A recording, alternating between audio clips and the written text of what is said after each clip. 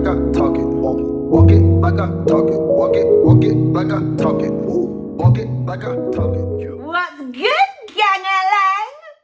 I'm so happy to be back here with you on Jade Hope TV. Listen, you know what it is. Yesterday we dropped part 1 of Elijah versus Jezebel. Was Elijah depressed? And as I promised you, today I'm giving you part 2. Yes, part 2. So if you haven't seen part 1, check the link in the description for the first part, or there should be a card somewhere here to show you part 1 so that you know what's going on as we dive into part 2. Are you ready, Gag? You know what time it is. Let's get into it! 1 Kings 19, verse 1 through to 21. Ahab told Jezebel all that Elijah had done, and how he had killed all the prophets with the sword. Then Jezebel sent a messenger to Elijah, saying, "So may the gods do to me and more also, if I do not make your life as the life of one of them by this time tomorrow." Then he was afraid, and he arose and ran for his life, and came to Beersheba, which belongs to Judah, and left his servant there. So, basically, Ahab went and told his wife, Jezebel, that Elijah had killed all the prophets of Baal. And so she sent a message to Elijah saying, I'm going to kill you. You know what I'm saying? You'll be dead by this time tomorrow. Verse 4. But he himself went a day's journey into the wilderness and came and sat down under a broom tree. And he asked that he might die, saying, "It is enough now, O Lord, take my life, take it away, for I am no better than my fathers." And he lay down and slept under a broom tree. And behold, an angel touched him and said to him, "Arise and eat." And he looked, and behold, there was at his head a cake baked on hot stones and a jar of water. And he ate and drank and lay down again. And the angel of the Lord came again the second time and touched him and said, "Arise and eat, for the journey is too great for you." And he arose and ate and drank and went in the strength of that food 40 days and 40 nights to Horeb, the mount of God. We need to decipher that. So the reason why I asked, was Elijah depressed, right, is because of his actions. So Jezebel said she was going to kill him, and it's like he just shut down. He ran, and then he didn't even want to eat. He asked God to kill him, and he just went to sleep. An angel had to come to feed him and tell him, get some strength. Angel had to come and feed him twice.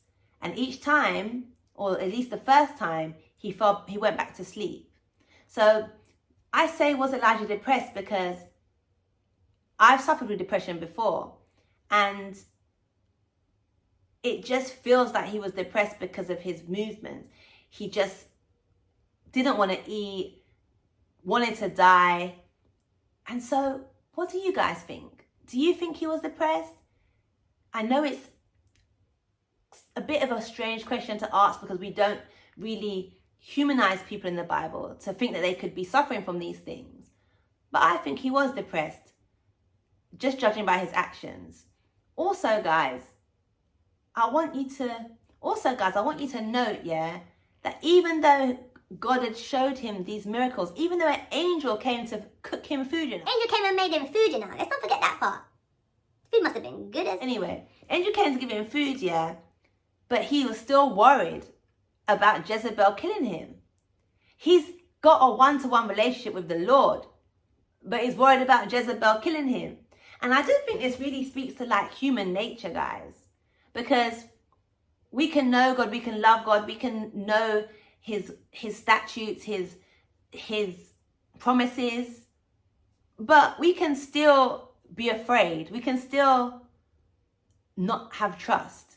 Because low-key, if anyone should trust God, it should be Elijah. You know what I'm saying? He saw things like that, but he still struggled. And I think that's a massive indicator of just human nature.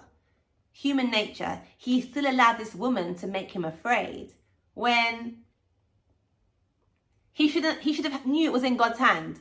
Do you know what I mean? So I find that interesting. Let me know what you think in the comments.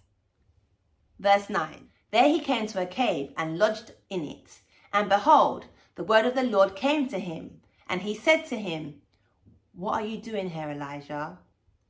He said, "I have been very jealous for the Lord God of hosts. For the people of Israel have forsaken your covenant, thrown down your altars and killed your prophets with the sword. And I, even I only am I left, and they seek my life to take it away." And he said, "Go out and stand on the mount before the Lord." And behold, the Lord passed by, and a great and strong wind tore the mountains and broke in pieces the rock before the Lord. But the Lord was not in the wind. And after the wind, an earthquake, but the Lord was not in the earthquake. And after the earthquake, a fire, but the Lord was not in the fire. And after the fire, the sound of a low whisper. And when Elijah heard it, he wrapped his face in his cloak and went out and stood at the entrance of the cave. And behold, there came a voice to him and said, "What are you doing here, Elijah?" He said, "I have been very jealous for the Lord, the God of hosts. For the people of Israel have forsaken your covenant, thrown down your altars, and killed your prophets with the sword. And I, even I only, am left, and they seek my life to take it away." And the Lord said to him, "Go, return on your way to the wilderness of Damascus, and when you arrive, you shall anoint Hazael to be king over Syria. And Jehu, the son of Nimshi, you shall anoint to be king over Israel. And Elisha, the son of Shaphat of Abdel Meholah, you shall anoint to be prophet in your place. And the one who escapes from the sword of Hazael shall Jehu put to death. And the one who escapes from the sword of Jehu shall Elisha put to death. Yet I will leave 7,000 in Israel, all the knees that have not bowed to Baal, and every mouth that has not kissed him." So basically, God is just relieving him of his duties, basically, is how I take it, because God is saying, go and anoint Elisha and he will take your place. Go and anoint this person and they're going to be the new king. So God is kind of like, I feel like giving him his final kind of like task to do, because Elijah I feel like God is honoring what Elijah's asked him, you know? He's honoring the fact that Elisha's kind of low-key saying that he's tired. He's honoring Elijah by letting him put someone else to do a good work.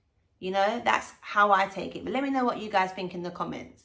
He's also saying that he's going to leave everyone alive that haven't basically kissed Baal or bowed at his feet. 19. So he departed from there and found Elisha, the son of Shaphat, who was plowing with 12 yoke of oxen in front of him, and he was with the 12. Elijah passed by him and cast his cloak upon him. And he left the oxen and ran after Elijah and said, "Let me kiss my father and my mother, and then I will follow you." And he said to him, "Go back again, for what have I done to you?"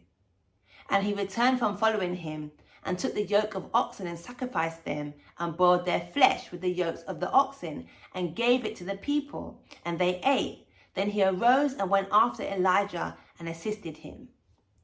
So he's basically doing what God said. Like, I feel like God is relieving him, or God is allowing him to anoint someone to take his place. So God is giving him the steps to do that. And throwing his cloak on Elisha was like a sign that you're going to be the next prophet. So that's why he threw it on him. And when he said, I always got caught up with verse 20, when he's like, "Go back again, for what have I done to you?" I was like, why is he moving that? Or really, when you dig into the interpretation and the translations, a lot of translations say that it means to say like, kind of breaks down to say like, I've done my part. I've done what God has asked me to do. Yes, I've blessed you to go back to your parents and say goodbye. Then you can come and follow me. So that's kind of what, out of all of the translations that I've read, that makes the most sense. But you can dive into it yourself and let me know what you guys think. So yeah, guys, what do you think about this story? Do you think Elijah was depressed? What do you think about the way that God handled him? The way that God low-key relieved him of his duties by letting him put someone else in charge for the future? Just what do you think about this story overall? What do you think about Jezebel? We're going to be digging into the story of Jezebel more another time. But yeah, guys, let me know. So I love you guys. And let's not forget to follow this narrow path together. Peace. Walk it like I talk it. Walk it like I talk it. Walk it like I talk it. Walk it like I talk it.